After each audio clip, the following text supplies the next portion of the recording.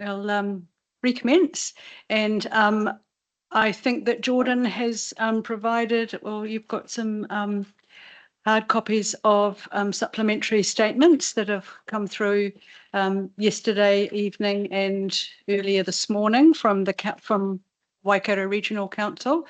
I appreciate the quick turnaround on those statements. Thank you very much. We've read them and had a little bit of a quick chat as well this morning. So we'll turn to the council, and Ms. King, will you give us a bit of a summary? And we've probably got just a few questions on both your original supplementary 42A report and then the supplementary statements that have been received in the last day. Yeah, I'm happy to go first, but I had somewhat envisaged and let Jordan know that it might be best to hear the science and then for me to wrap it up afterwards, if that makes sense. And so following a bit of a natural, I guess, progression, we thought Dr. Hunt would be a good starting point. I guess my statement is relatively short. Are you happy for me to read it, or would you prefer me to summarise it? Okay, cool.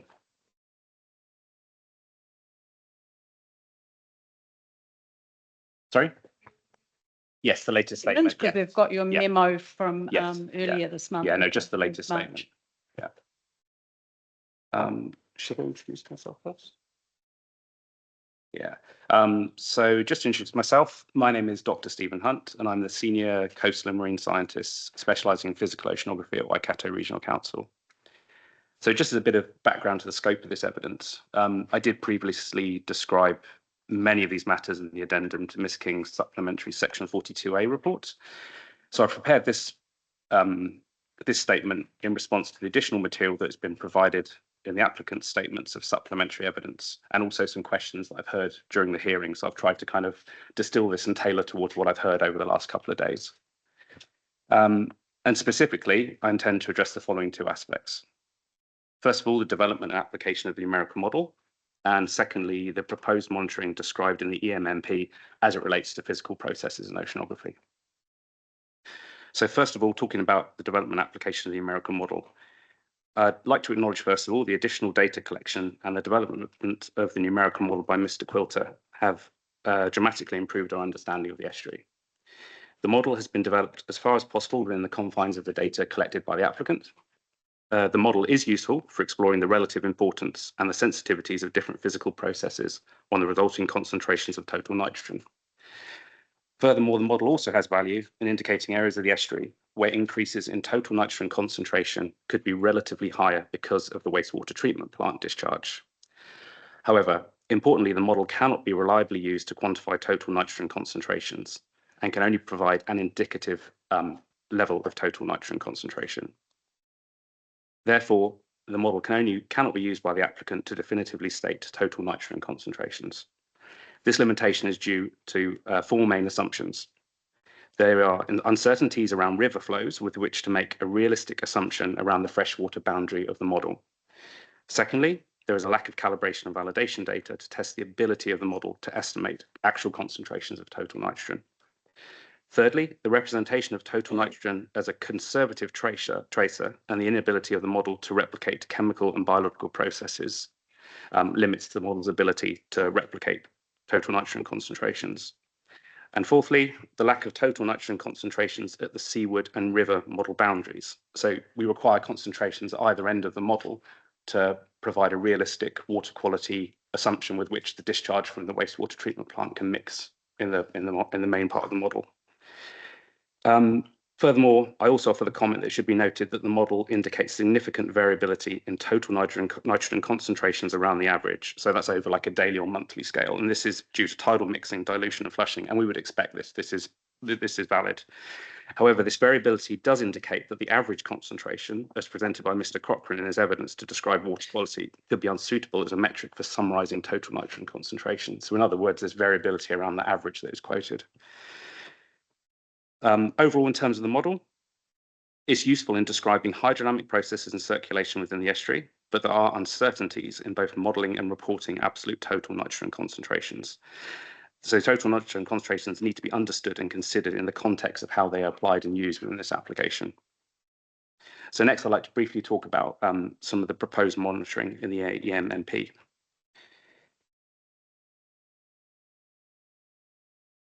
So first of all, looking at the monitoring of river flows and water levels, in my opinion, the lack of recorded flow data is significant, as the model indicates that the dilution of the discharge from the wastewater treatment plant is heavily reliant on river flow. Overall, understanding flow rates and seasonality is a critical piece of missing information, and assumptions around river flow cannot be made without this river flow data. Monitoring of river discharge and tidal levels are proposed in Mr. Quilter's statement of evidence and as part of the EMP in recognition of this data gap. I fully support this monitoring. As the model has indicated, as might be expected, these processes exert a significant influence on resulting concentrations of total nitrogen. The proposed monitoring locations are at the boat ramp, so that's at the seaward tidal boundary is appropriate. Depending on the intention of the monitoring, the location at Matarangi Bridge, that's upstream, might be less suitable as a location for monitoring river water levels and discharge. Instead, the monitoring could be more suitable in a location further up estuary where there is no tidal influence. I would propose a location such as the State Highway 25 road bridge, and consideration of this site should be made by the applicant. Monitoring at a location with no tidal influence, such as the State Highway 25 bridge, will give a simple measurement of river level and unidirectional flow, and therefore an indication of freshwater input into the estuarine system, which I think is what we need to understand freshwater flows. It's also worth noting, and this is really just, I think, a typo in the EMP, that the water level and flow monitoring is proposed both as standard monitoring and as well as a response action. I understand from discussions at the hearing 2 days ago, the data is being collected as part of monitoring rather than as a response action, but it needs to be tidied up in the EMP because it's confusing. Also, I'd note that clarification and justification of the planned sampling frequency, the methodology and the instrumentation should also be provided. So the final aspect I'd like to talk about is the monitoring of total nitrogen concentrations. So there are uncertainties around the concentration of total nitrogen in Whangapoa estuary. This uncertainty applies to total nitrogen in the vicinity of the wastewater treatment plant and also the background levels from the ocean estuary encatchment. The previous surface water quality sampling was limited in frequency when compared to the expected variability as shown by the numerical model. It was limited by time series length and also spatial distribution. Furthermore, concurrent explanatory environmental data was not collected, especially river flows and tidal levels, which are hypothesized from the model to be critical to the resultant measured concentration of total nitrogen, as we discussed before. Additional surface water quality monitoring is proposed in Mr. Quilter's statement of evidence and as part of the EMNP, and I also support the inclusion of this monitoring. The proposed monitoring will improve the understanding of total nitrogen concentrations, provided that the sampling is appropriately designed and undertaken in conjunction with the previously mentioned tidal level and river flow monitoring. It is proposed with the EMNP to collect water quality samples at a reduced frequency at the upstream and seaward locations when compared to the other water quality sampling sites. However, the frequency of surface water quality sampling should be the same at the boat ramp, so the seaward tidal site. Sampling at different frequencies will hinder effective analysis of the water quality results, especially as water quality variability at the boat ramp location is currently unknown. Given the likely variability of total nitrogen concentrations around a tidal cycle, as indicated by the numerical model, and due to river flow and other physical processes, I think an hourly sampling frequency is acceptable, and it's a considerable improvement on the previous monitoring. However, sampling over 2 days per year will limit the ability of the applicant to monitor water quality and identify any trends of changing water quality over the monitoring period. Estuarine systems are very complex. They are non-stationary, especially towards the distal, so the riverine end of the system. Consequently, it's unlikely the applicant will be able to sample over 2 similar days every year with the stated aim of controlling all variables, so things like weather, flow, tidal range, that influence water quality and ensure that the data is comparable. The applicant also mentions in the MMP that the morphology is a controlling factor on flushing that will need to be considered. I fully agree with this statement, but I would like to understand how morphology will be monitored and how any changes in morphology will be accounted for in the analysis of the water quality samples. So just briefly in conclusion, first of all, the additional work on coastal processes has improved our understanding of estuarine dynamics. the resultant model is useful for certain applications, but is only able to estimate indicative concentrations of total nitrogen in Whangapoa estuary. This limitation needs to be understood in the context of the way the data is being used and reported by the applicant. I do support the monitoring of river levels and flows and tidal levels, but given the importance of freshwater flow, I do suggest the river gauge be located above the region of tidal influence. A possible location could be the State Highway 25 bridge. And finally, I also support the additional surface water sampling proposed in the EMMP, but I do think that sampling over only 2 days per year is unlikely to provide adequate data to monitor water quality in the context of anticipated variability due to natural processes of mixing, flushing, and circulation. Thank you very much. I'm sure that others have some questions, but mine's probably more sort of overview, higher level. What you've identified that the model cannot quantify the total nitrogen and described why, and that's very clear. What are the implications of that for? And then I think you've said for is this limitation needs to be understood in the context of the way the data is being used and reported by the applicant. Can you just explain, put that in context for us, and what are the implications of those modelling? I'm not saying defects, but sort of gaps. Yeah. Yes. I don't want to speak too far sort of out of my area of expertise, and I think Juliet will also address that in her statement. But broadly, it just, I guess what caught my attention was in Mr. Cochrane's statement of evidence. He sort of definitively stated that with a river flow of X and a tidal range of this, we will get this. And I felt that overstepped the ability of the model. But I don't want to talk, I think Mrs. Milne is probably better placed to address that question in terms of what that means for water quality and our understanding of water quality in the estuary.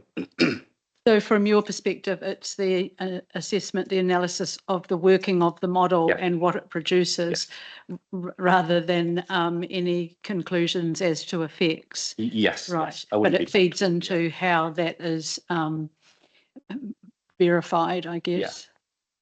Yeah. Okay, thank you.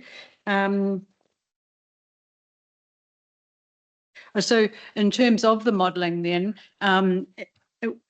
have you got any concerns, or can the existing modelling, or should the existing modelling be upgraded or changed to fill in those gaps? And would that be, is that essential, or can the information that it's produced be sufficient for our purposes? I think to upgrade the model to a full water quality model would be a significant step, and it's also in doing that. So the way that Mr. Quilter has modelled total nitrogen is for using a passive tracer. So it just sits in the model and it spreads throughout the model. It doesn't fall out of suspension. It doesn't get changed in any way. It just exists until it flushes out of the model.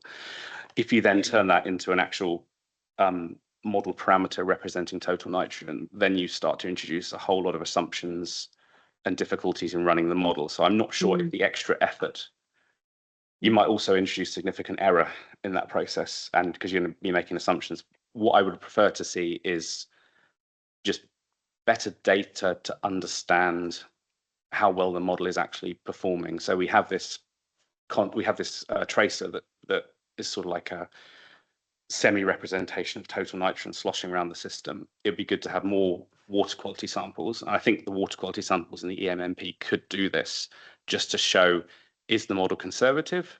Is it under predicting or over predicting concentrations, and where? And also I'm a little bit, I think another big upgrade could be to add actual river flow. At the moment we have assumed river flow.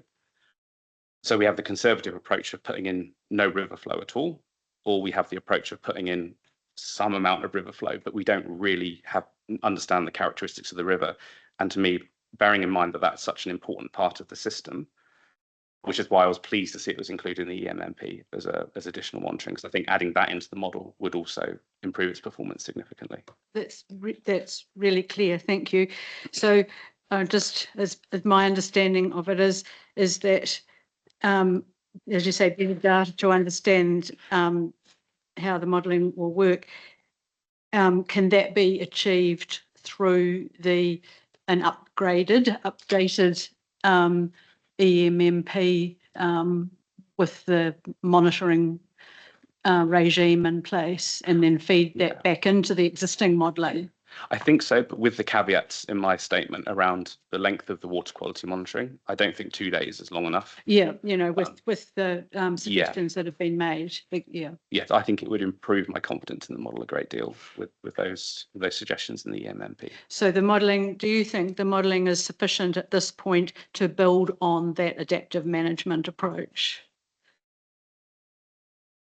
I think so. The model tells a coherent story. It just needs more data to understand it. So it all kind of lines up. It makes sense. You've got the modelling, you need more data, and then you can go into the adaptive management system, or not? Or is that too simplistic? I'm not really sure the best way to stage it. I think all I can say is that the monitoring they propose, if they take into account my comments, it will improve the model. You can take that model and you could improve it by improving river flows and by having a better idea of total nitrogen concentrations to validate and confirm assumptions. I'm not sure the best time in the process to do that. It tells a coherent story, which encourages me, and it all ties up. It's just a little bit gappy. Okay. Yeah. Yep. Sorry, thank you, Dr. Hunt. So this is a simple question, but is the model part of the adaptive management approach? Or does it sit outside it and support it in some way? You mean, is it in the EMMP? No. Oh. Is it part of the, well, Oh, right. it is in the, well, no, it's not actually in the EMP, but is it part of the adaptive management approach? At the moment, it's listed in the EMMP as a possible response action. I think there's something mentioned about hydrodynamic models. Yeah. At the moment, it's not. No, it's more sort of, they're going to collect water quality data, and then if it exceeds a threshold, then it becomes a possible response action. Yeah, well, that's what I was wondering, is that just sort of going on from Sheree, was it, do we actually need to, or we not, the applicant, would they need to regularly at regular intervals revisit the model based on the data? I see what you mean. I think that should be considered, because it does feel like some of that data would improve functioning of the model.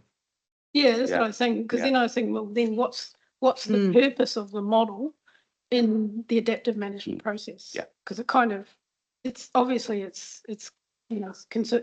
significantly improved understanding of the excuse me, as you can see, I haven't got She's struggling. excuse me, it's significantly improving understanding of the hydrodynamics, and has informed to some extent the predictions about the current effects and the future effects, but is limited by the data. So what you're saying is more data will allow calibration and validation of the water quality model. But then what do we do with it? Yeah, I guess that's the problem as well, is sort of reining in expectations around what that model can actually do. Yeah. I'm not suggesting that it be predictive. It's, if it gets picking up on your point that the model doesn't actually, it's only indicative. Yes. Yeah. And even I imagine that even a fully developed water quality model with all the processes in place is still just, it's only ever going to be an estimate. Yes. Not going out there and putting a water quality sample. No offense, man. We all know about models. Yeah. Okay. All right. Because I'm just thinking, just in that. Sorry, Sheree. No, just thinking about that. Is is that captured?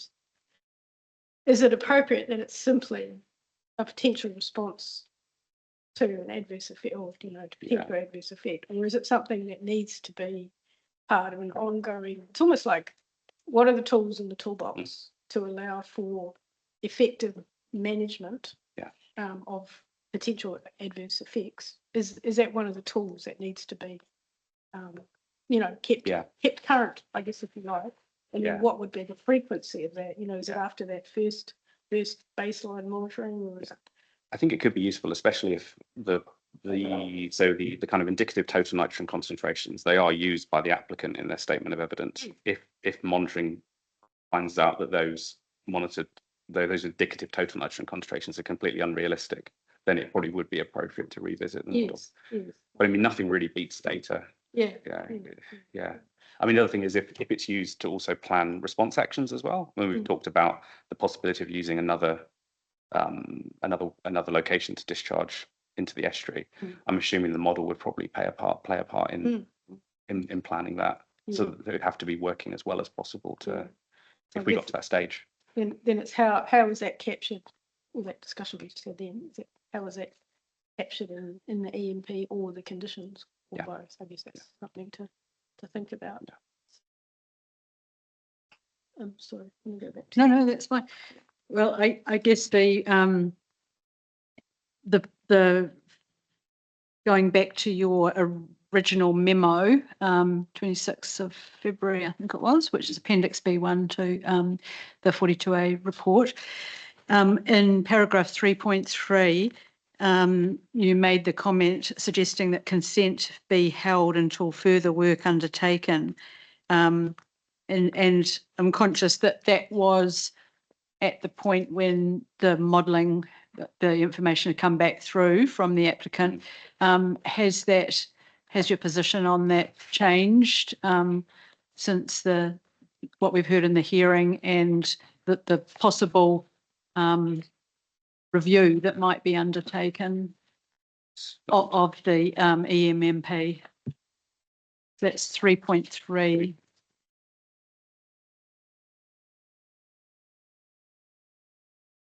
Related to the environmental monitoring and management plan. Oh, was that the response actions? Yeah.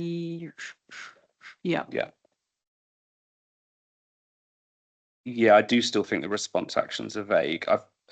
Oh, okay. So it was specifically in relation to that. Okay, that's. Was that my evidence that I provided? Yeah, 26. B1. Yeah. Right. So read it in context. Yeah. Right. Constantly predicted to exceed levels. I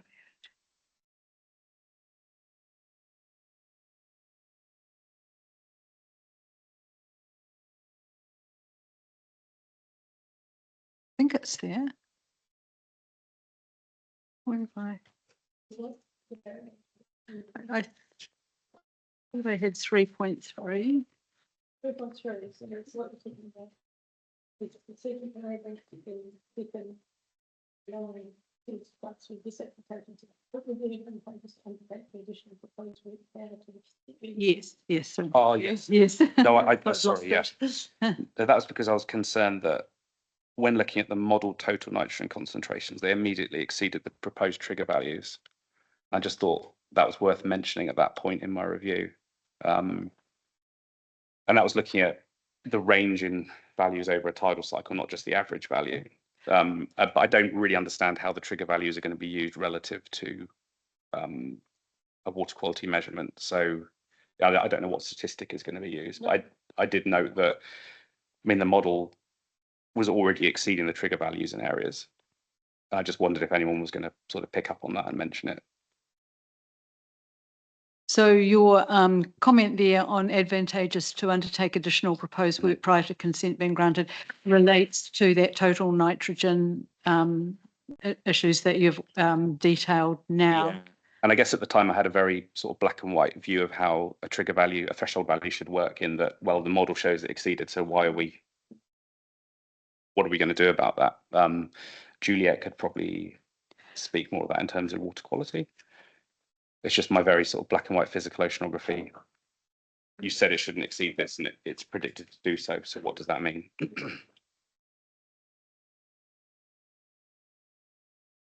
Yeah. Thank you. Just a question, clarification, triggered by one of your responses to your question. If I heard right, you talked about water quality monitoring will be a substantive step, substantial step. I couldn't quite get whether substantial mean good or substantial mean too big a step. And I can't recall who said it over the last couple of days, but if memory does serve, it was that there will be limited benefit in doing water quality modelling alongside other hydrodynamic modelling. I just want to test the, well, help me understand what. Yeah, sure. I guess from my point of view, I can see that the model, the data to validate the model and confirm that it's performing well is very limited. And from my point of view, in terms of assessing how well the model functions, water quality data would be more higher resolution water quality data would be a big step forward in understanding whether that model is behaving conservatively, whether it's over predicting or under predicting, and how well it is performing. From the point of view of environmental effects, perhaps water quality data isn't so valuable. I don't know, that'll be up to my colleagues to comment on that, but just purely from assessing the performance of the model, a better designed water quality program would be a big step in understanding the performance of the model versus what we have to work with now. It would be a good step. A good step. Thank you. Yeah. Totally. And just for my further understanding, the modelling is of the whole environment, the estuarine environment and the harbour environment. So it is essentially, I assume, to get an understanding, which have indicated there is a better understanding of that whole environment, but that the further monitoring and the effects on that environment from that baseline model, it's for our purposes in assessing and determining the discharge consent, we really have to be conscious of that those effects that are from that discharge. So will additional modelling and data be that specific, or does it still remain sort of wider because there could be other effects from other users of the environment? It seems that the modelling is very widespread, which is good because it gives that baseline of what's happening now. Yeah. But in the future, how does that modelling determine what's from the wastewater treatment plant and what's not? I guess it's the my simplistic. I think that's why the monitoring at the boundaries of where the applicant has indicated the wastewater treatment plant effluent goes is really important. Right. So that's why I talk about that freshwater boundary. So above the limit of tidal influence, above the predicted spread of total nitrogen from the wastewater treatment plant, we need to know what's coming down from the catchment, and also the seaward boundary at the boat ramp. At the moment, the applicant suggests that the discharge from the wastewater treatment plant is effectively diluted by that point, and the monitoring there will confirm that assumption and give us an idea of background total nitrogen concentrations elsewhere that are coming into the area. I think that's the word I was missing, the background there. Okay. Thank you. That's useful. Thank you. Just in your your latest submission, your additional supplementary, sorry, at paragraph 18, I'm just picking up on your concern about sampling over 2 days per year. Yeah. And my question was, we could just move that. Sorry, does that work? Yeah. So yeah, just in terms of that sampling over 2 days per year, what would you propose? My worry at the moment is that the model is being used in an idealized sense, which is the correct way to use that model in my view, in that you're turning processes on and off and you're figuring out what processes are important in creating the greatest concentrations of total nitrogen. But the real world just doesn't work like that. When they're sampling over 2 days, they're proposing to effectively look for an idealized situation where you have a certain tidal range, a certain river flow, and then you find that every year, and then you are removing some of the variability to make those results intercomparable. And from a physical processes perspective, and having done monitoring programs. I don't know how you'd find 2 days that were same enough not to give you, I mean, I don't want to be rude, but to give you wriggle room to say this day was special because this happened, this day was special. My preference would be to monitor over a larger cycle. So accept that you have these cycles, accept that there is a tidal cycle, there is river flows, and then do a longer monitoring block and then analyze your data within knowledge of how those cycles affect the resultant total nitrogen concentration. So rather than trying to cancel them out, just accept they exist and take that into account in your analysis. So it's about trying to quantify or characterize the variability Yes. that is likely will occur because of these processes that you can't actually control. Yeah. I just think longer monitoring period would be preferable. I'm not entirely sure what that would look like, but it needs to be longer than 2 days. Yeah. Okay. Thank you. Yeah, and you picked up on about the morphology because that was something that was. You notice I had a question about that as well. I think it's probably.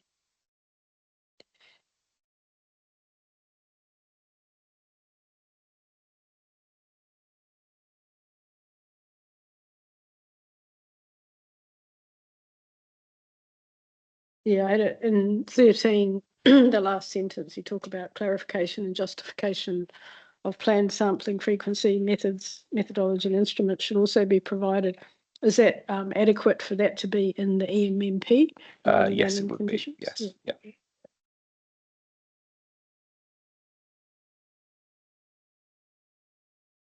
And just in your previous, your earlier supplementary, I mean, you'd identified, sorry, I'm just going to go up to it. You'd sort of listed the potential gaps, the data gap. And you've got, so at 2.1.2, you talk about data gaps, and you river flow and nutrient concentrations. And I guess as the proposed monitoring plan, as it currently is, does that address your concerns about data gaps sufficiently? Putting aside what we've just discussed about the length of time. Yes, it does, as long as it covers the river flow and the nutrient concentrations. Yeah. But I mean, in terms of, because you talk about how, limitations in terms of spatial and temporal variation. So that's all captured sufficiently in what's been presented. Yeah, I think in terms of spatial limitations, ideally I would have preferred to see a couple of sample locations between the boat ramp and between their most seaward sample site. There's a big gap of estuary in between those two areas. And I did note that in that region, there are some relatively high total nitrogen concentrations predicted by the model. Okay. So I would like to see that gap filled in, but even what they're proposing now would be an improvement on what we have at the moment. I think that's about all I've got. Thank you.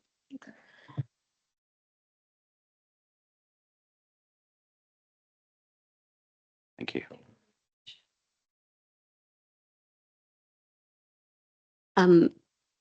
Next, Juliet Milne would be the obvious sequential presentation. Juliet's online with us now, hopefully. Or we can see you, Juliet. Yes. Good morning. Can you hear me? Yes. Yes. Good morning. Gosh, it's a bit daunting seeing myself beaming on some big screen. Have you been online? I think I noticed most of the hearing.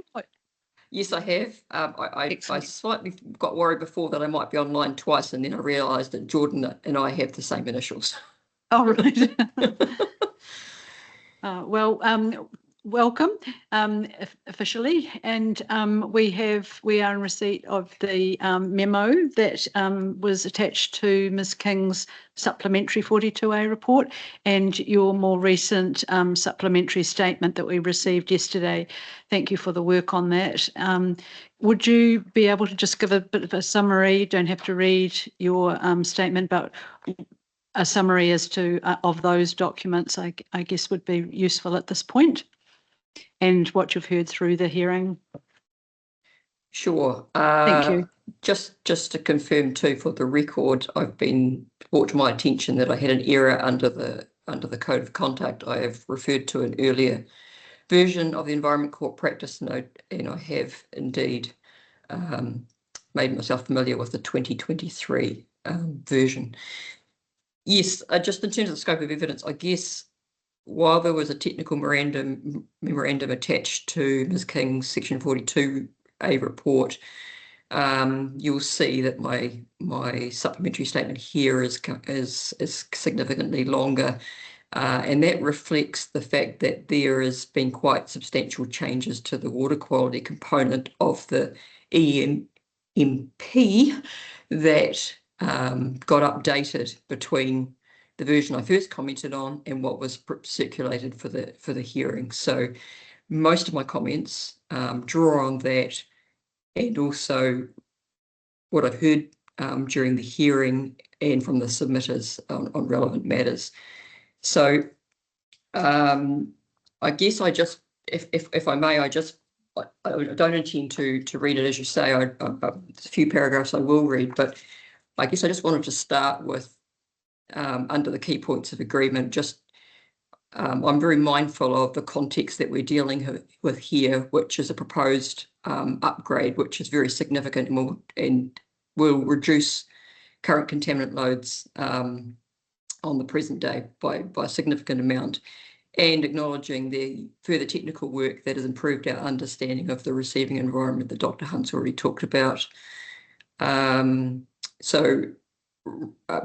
in that context, reiterating that I think focusing monitoring on the period of greatest risk is appropriate, and acknowledging that the effects we're most concerned about in the receiving environment from a water quality perspective are linked with eutrophication as opposed to toxicity. I will comment on public health effects because I know that was a concern of Mr. Osborne. But focusing around that is why I feel comfortable with focusing the monitoring at the high risk end of the period. Also pleased to see the retaining of the ponds as part of the adaptive management strategy. In my evidence in chief, I had suggested that that be done. I think it's a sensible option to have available to deal with weather events and hold wastewater back if we get extreme low flows in the summer period. So just moving on from there, I don't think I need to say too much on the section on the water quality assessment from the model, because Dr. Hunt has already explained that. I just wanted to clarify that while total nitrogen isn't a conservative tracer in the environment, the way it was applied for that modelling exercise was appropriate in my view. I've just gone on in paragraphs, I guess in paragraph 3 in particular, to just comment on the fact that there's lots of ways you can talk about conservatism, and I appreciate Mr. Quilter's point that it's a week to do a modelling run and you can't model every scenario. But there's unders and overs and things you could do. If you look at the concentrations that were modelled from the discharge into the future, they wouldn't be, in my mind, a worst case total nitrogen discharge that could come out of the treatment plant. There's also assumptions around what the fresh water will bring in. We're not starting from a background of 0 from the fresh water upstream based on the limited data that I've looked at. So we're all about getting more information going forward. But overall, I'm comfortable that it's in general conservative, as long as that model isn't being used to predict absolute in situ total nitrogen concentrations. I think it's about inferring relative changes that help us identify where the wastewater is going, where we might have elevated nitrogen relative to other areas, and therefore might want to focus some of our monitoring. And so linked to that, I picked up from Mr. Quilter that the two most important things that could improve that model were better information on the freshwater inflows, and Dr. Hunt already talked about that, and I agree, and I think State Highway 25 is a logical place to get that information because you're upstream of the influence of both the discharge and the tidal exchange.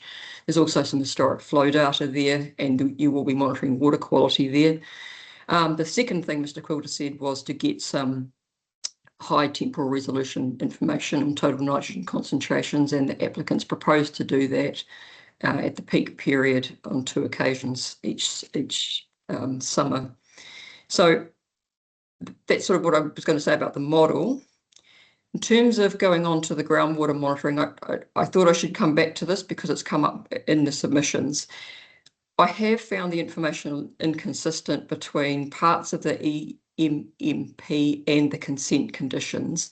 So I may still not have this right in what I've written, but I think the main concern from Ngāti Huarere was that the timing of the summer round had been brought forward, and I wanted to acknowledge that that change was made by the applicant after a suggestion from me, and I was trying to find my notes of why I had brought that forward. So I put that, I guess I went back and looked at all of this, and I agree with Ngāti Huarere that if you sample in November, December, it won't represent the highest hydraulic loading on the existing ponds. The difficulty with the groundwater is, from when I went back and looked at information, we don't seem to know the hydraulic connectivity. We don't know how quickly that groundwater plume under the wastewater treatment plant moves towards the estuary. So I guess what I'm saying is, in some ways, it doesn't matter what time of the year you monitor the wells or the bores, because we don't know how long it takes to reach the estuary. That's my understanding from the information that's available. So I have no problem with reinstating the sampling at December, January, or January, February, sorry. If where those bores are, they will pick up what's right on site. But I guess a bigger picture for me is that I do agree that there should be a bore down gradient towards the estuary. Now, it appears that that is actually proposed, although it's proposed to be quite close to the pond. So I think it should be further down gradient. The practicalities of that, I'm not sure if the dense vegetation makes that possible.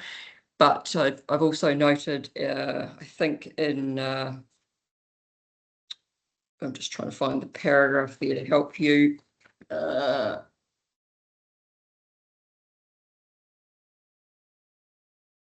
think I've put there in paragraph 14 that I would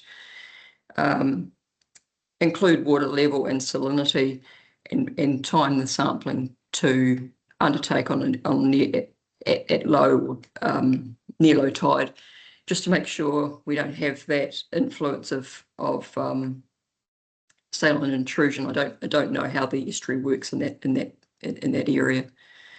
So I guess the key thing is, I don't think the timing of the groundwater sampling is going to be strongly correlated with conditions in the estuary. So sampling in February isn't going to give us an indication of what's reaching the estuary at that time. So I'm comfortable with whatever timing that is considered appropriate by the panel, really, on that matter. If we move on to the proposed surface water quality monitoring, I'm comfortable with the 5 sites that are proposed and limiting it to the summer sampling window. I think that's when the loads are greatest on the plant and the eutrophication risk in the receiving waters is highest. There's a lot of talk about the frequency of water quality sampling, and I think it comes back to, why are we doing the water sampling? I often get asked by people, what's the water quality like? In particular, if I'm standing in a river or something like that and a member of the public walks past, and my response will be, what value are you interested in?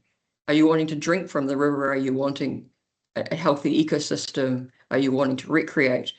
And I think in this case, the two main issues around of managing the value of the water quality in the receiving environment. There's one there around public health, which I'll get to, and the other is around ecosystem health. And I've always maintained that in a depositional receiving environment, that it makes more sense to be monitoring the benthic ecology, which is the response from the discharge, than repeatedly monitoring water quality at a couple of locations on an ongoing basis, particularly given you have controls on the discharge quality at the plant, and that's being monitored at a higher frequency.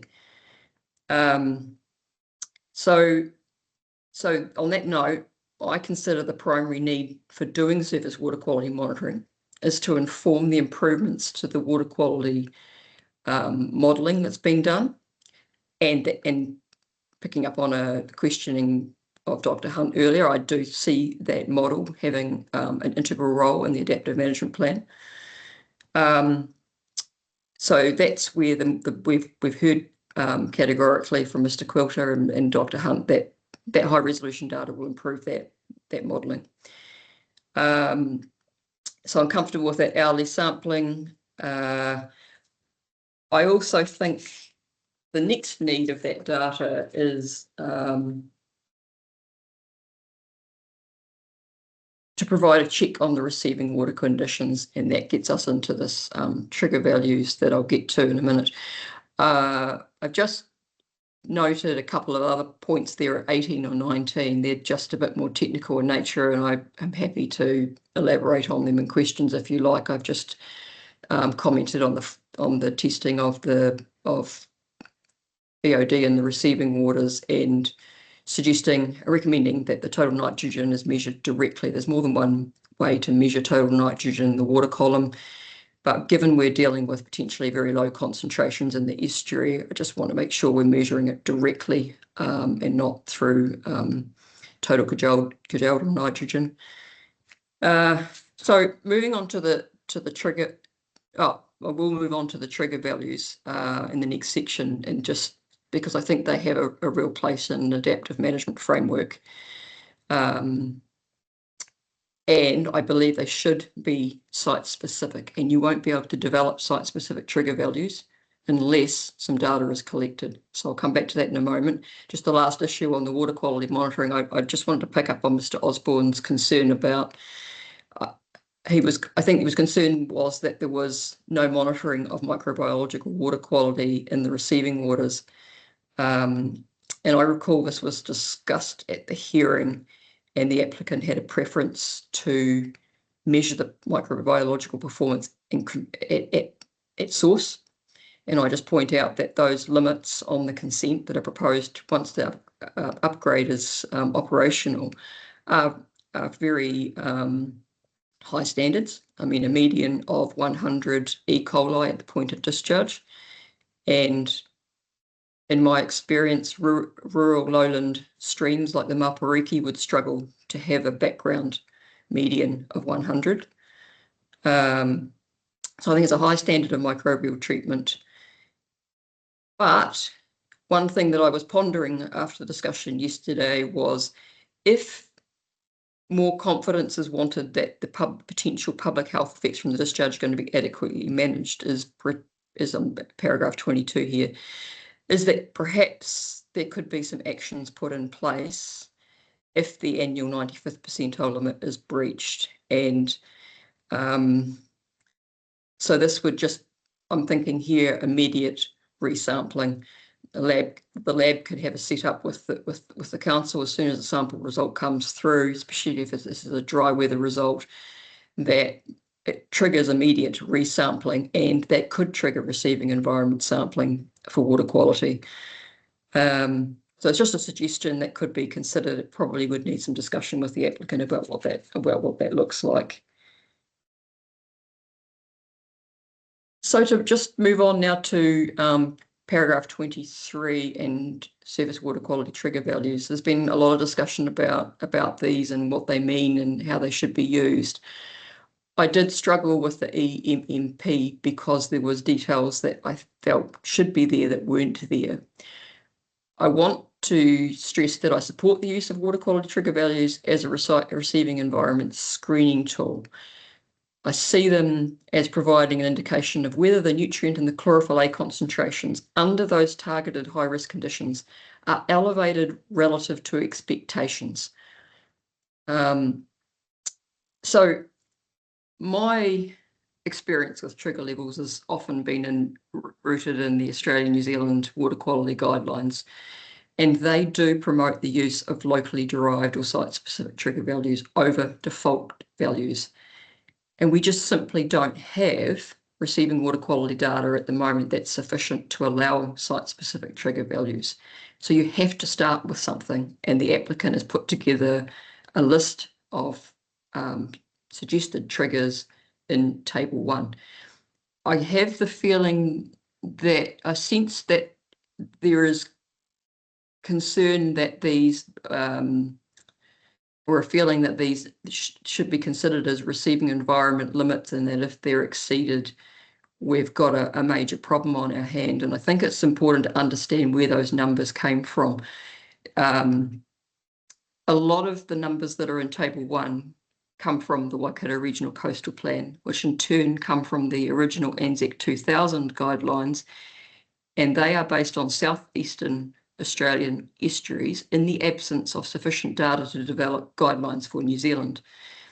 Over the course of the last 20 years, there's been plenty of concern that numbers don't really correlate well to some of the coastal and estuarine waters in New Zealand, and regional councils have been collecting data and going down the path of trying to develop site-specific guidelines. There's also been significant advancements in the estuarine area through the Estuary Trophic Index, Robertson et al. In 2016, that included some water quality related or water column related measures as well. But we have to start somewhere. My point in paragraph 26 is just to say that I did struggle to reconcile some of the numbers that were cited with some of these guidelines and where they came from. If we move on to paragraph 27, I guess I'm coming back to that point that on the understanding that they're interim placeholders, and I stress that, and I put a footnote there because I picked up during the hearing that an impression that maybe these trigger values were going to remain unless guideline values on which they were based were revised in future, and that was why they weren't wanting to be put into the consent conditions. And that's not how I would have seen them working in an interim sense. So we have to start with something. I don't have major objections to those numbers.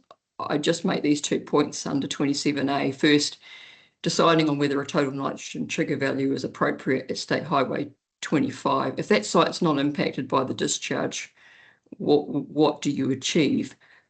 One thing you could achieve is just to use it as a flag of concern that, hey, maybe something, maybe the stream has got more enrichment than we realised, and that might be something we need to think about down the track when we update the model. The second point under B is that at the moment in the EMMP, there is only a chlorophyll A trigger, I believe, for the boat ramp site. And I feel that the lower river is expected to, based on the modelling, it's expected to experience elevated nutrient concentrations associated with that wastewater as it dilutes and goes in and out, particularly under conditions of reduced flushing and tidal exchange. So I think there is the potential for a response in that water column in terms of seeing chlorophyll A concentrations occur. So I don't think it's unreasonable to include a trigger value for those tidal reach sites. Again, I think it's more important going forward than initially, and it's hard to identify a trigger value for now. I have put one there of suggesting it could be at 0.012 milligrams per litre, and I've appended the source of that information because as I said earlier, I've had trouble reconciling some of the numbers that have been cited. You'll see I've attached as Appendix A the source of those numbers so the panel can have a look and decide where on the spectrum you might, of very good down to poor, you might like to set a trigger, knowing that it's somewhat arbitrary at this point in the first 4 to 5 years of the consent. So moving on from the actual numbers, I guess I'd like, just similar to Mr. Osborne, I didn't find any commentary on exactly how an exceedance of a water quality would be determined. You know, what statistic you'd use, what time period you'd use, and Ms. Graham had also expressed concern about that. If I return to the sort of ANZAC setting, typically you would apply a trigger value to a set statistic, and often it's year-round sampling, commonly a median in the case of the sort of things we're looking at here, rather than a 95th percentile for toxicity concerns. So it's tricky because we're not looking at that kind of situation in terms of monitoring here. So how do you make it work? So we really have 2 sampling events, irrespective of whether we have 12 or 24 samples collected. We've got 2 events, because those samples will be correlated in time. So I think you are distilling those 2 sampling events down to, those 2 sets of samples into 2 overall medians. And you would compare that median against the median value for each event against a trigger value.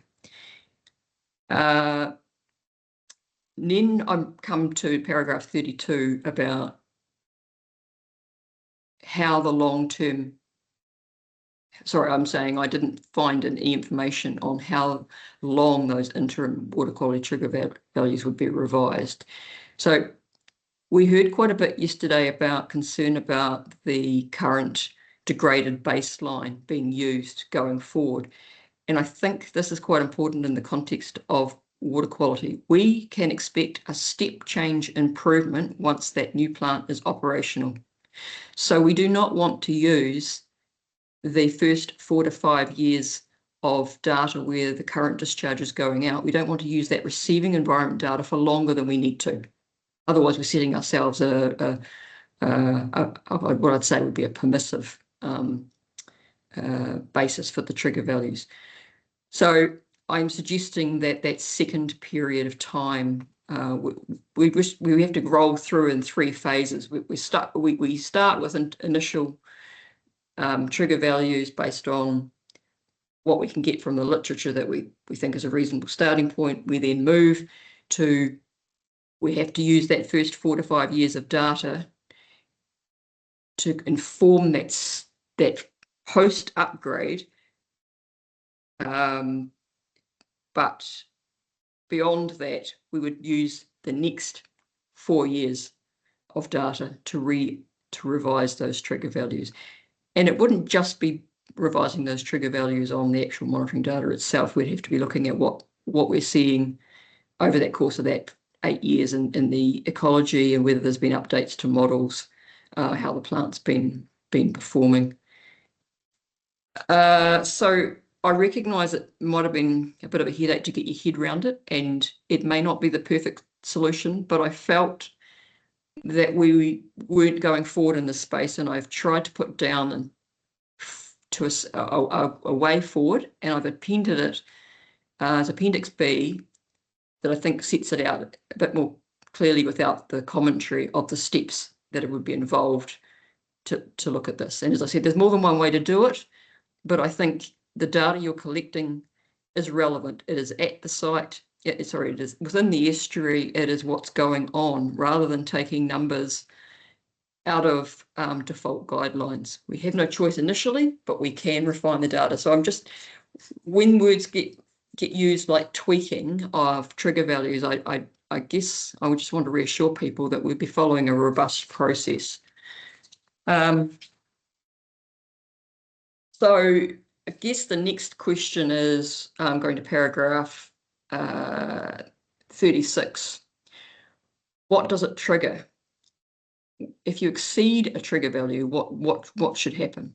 And in my mind, this might be this is a little bit different from exceeding a trigger in the benthic environment, which is more a indication of a potential adverse effect. In the case of the water quality, we know how highly variable water quality is. So what I'm suggesting is that we're just taking a look further at what's going on. So in paragraph 38, I suggest it should prompt a response in terms of at least a high-level desktop assessment across multiple lines of evidence. Just looking at what's the discharge putting out? Is there anything unusual that's gone on with the weather at the moment? Previous ecological monitoring results. Even just looking at the data that you've got back, the relative sort of concentrations. I mean, is the total nitrogen high, but chlorophyll A is low? Just having a sort of a signal of, do we have a problem with these results? How high is the magnitude of the exceedance? So I'm not saying it needs to lead to a direct management response. And I think some commentary is needed in the EMMP around what could happen here. It could lead to some additional monitoring. But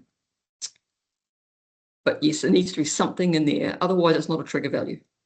At the moment, what I saw was in the EMMP, it only had, you'd be responding to a deterioration in water quality, and I interpret a deterioration in water quality as implying a need to determine a trend, and that brings me to paragraph 39, and I just do not see the validity of the proposed assessment of trends over time using the limited water quality data. There's some statistical view that can be done.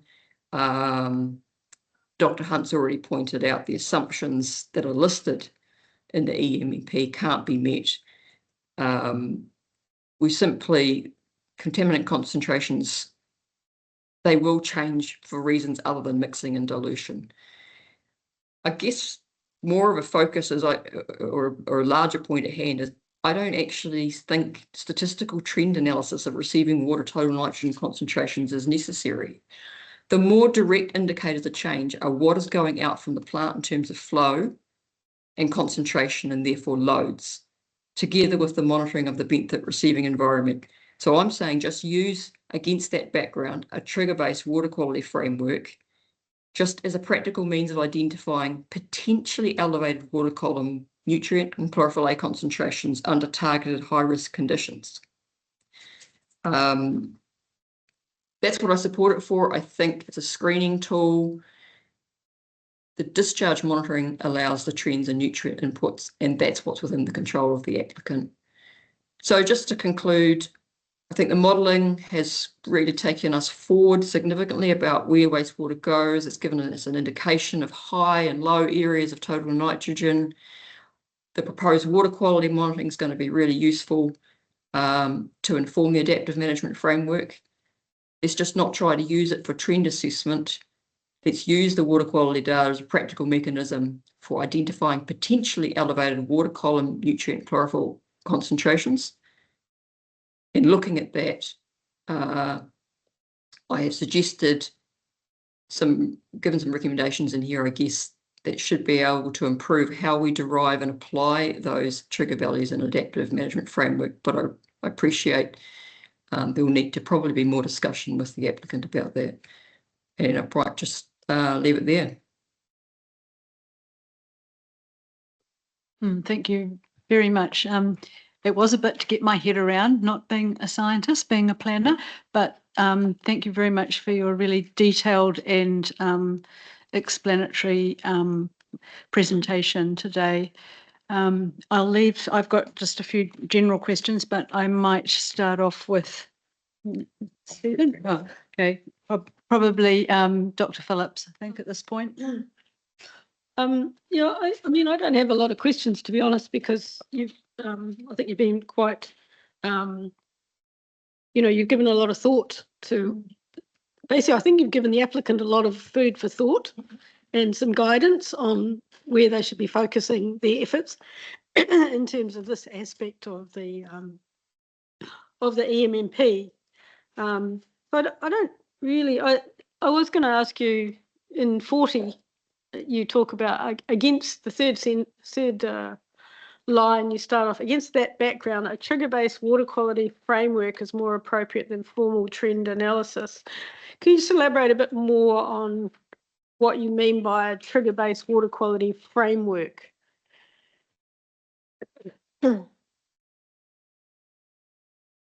It's, so 40, yes.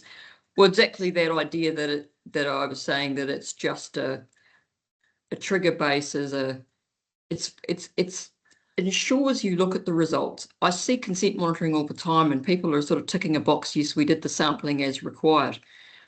If we can have some benchmarks that just say, hey, these results are looking a little bit higher than we would have expected, I think that's an appropriate use of limited data. Let's have a look at it, because we're only going to have the estuary surveys will take time to be done, but the water quality sampling results are sort of immediate within a week or two from the laboratory. And I just think that approach of, that's how I see a trigger value. And if you see trigger values constant, as we refine them, if we see values being breached regularly or by significant margins, then I think we obviously have to then also look at the ecology and the receiving environment, but it suggests a need to make a response. And so I think it's part of the adaptive management framework. I wrestled myself with initially, I heard the questions being asked by the panel on the Monday, well, why is there a trigger value framework if it's linked to the ecology? And I don't think it should be directly, Dr. Townsend will talk about this, that they're separate things, but I think that it's, as I said, the value is informing the modelling, which is part of the adaptive management in my view, and as that sort of sound check of are things what we would expect based on what we're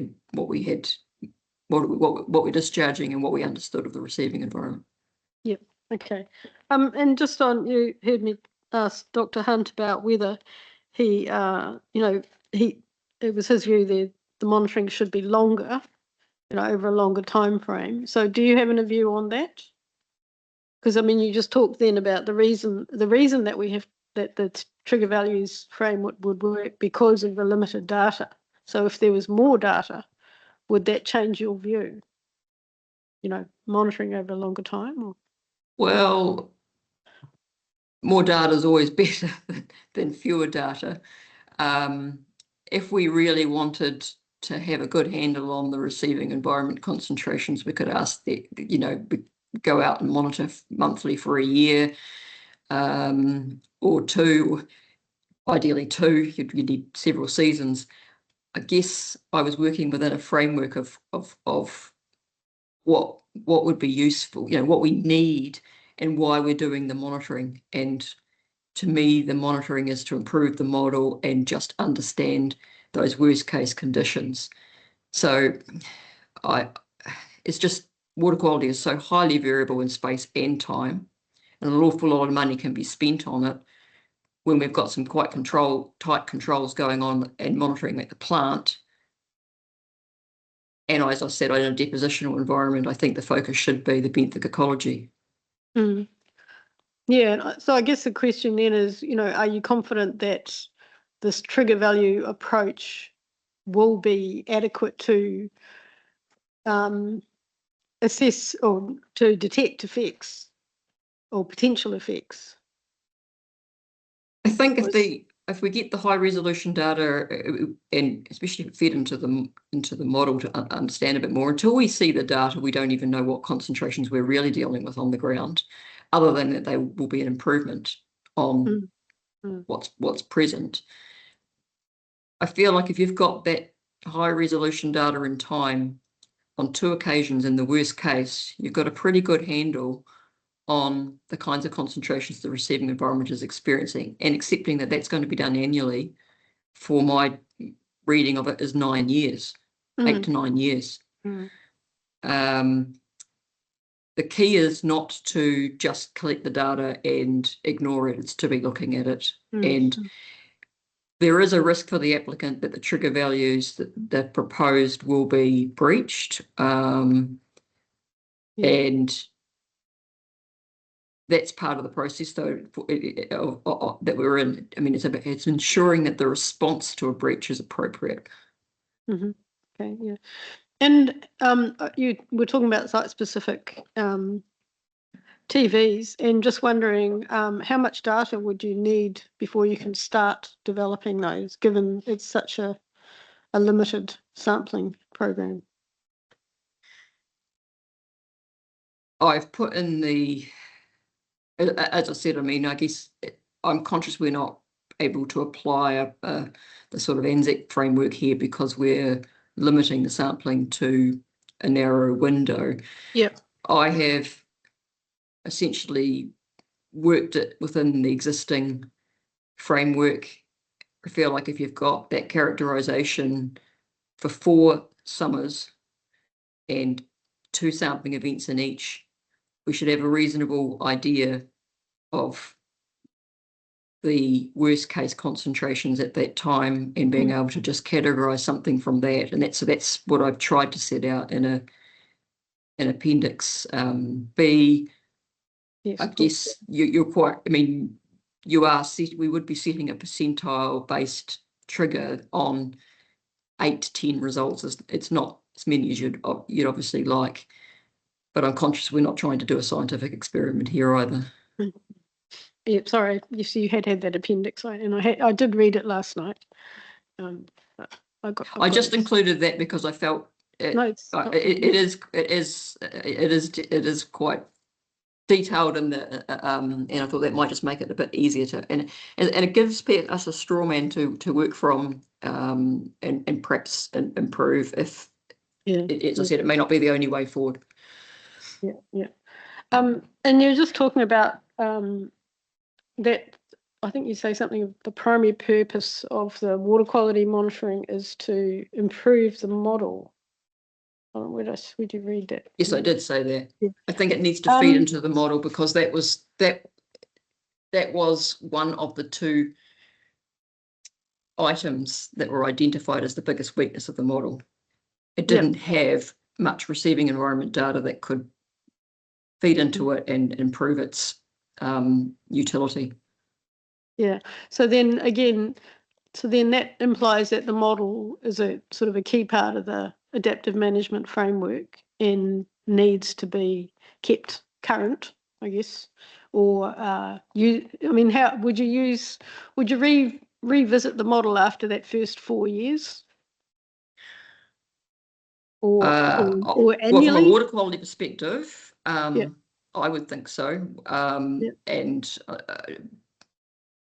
Dr. Hunt's better at commenting on this than me, but if you're really wanting to understand what's happening in the receiving environment, why would we not bring in the river, the flow data and the receiving water quality data to address that and rerun it? Because that will also be useful in revising trigger values going forward.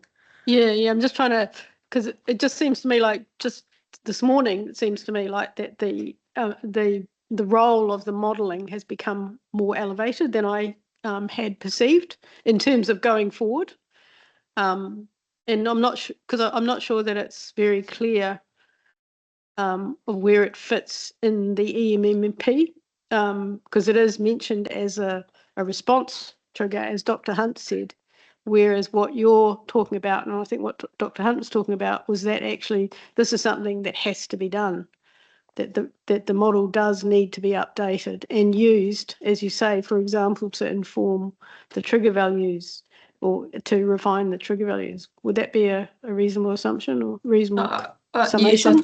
Yes, I think so. I mean, in the scheme of a long-term consent, when we've talked about the fact that there's been some unknowns, the model has helped fill in some of those unknowns, and it is just such a logical step an important step to Mm. take the improved site-specific information when we've got it and feed that into the model as part of, I see the model as integral to adaptive management, yes. What's your vision? Because it is a vision, I think. What happens after 8 years, 9 years, when we've got this? I can't remember what the name of the particular report. It's the report that takes all of the monitoring data over the 8-year period, and then so we've got that phase, and then we've got the increase by 50 cubic meters per day phase, if you like. So what's the role of the trigger values and the model over the rest of the period of the consent, basically? Yes, that was the headache where I sort of, at the bottom of Appendix B, I've sort of tried to think through what happens beyond then when you're only going down to have 5-yearly data. So Yeah, exactly. Yeah. I envisaged that once you've finished phase 2, so we've got to the end of that 4 years of post upgrade monitoring, that's helped that in any modelling and reviewing ecological results, all that sort of stuff would all feed in to just checking those trigger values, and then they would be set for that next 5-year period. Okay. It's hard, isn't it? Because you've got to think through all these steps and of how it would work. But I think the right information will exist to robustly revise them. Okay. Okay. Thank you. I think that's all I have. Thanks very much.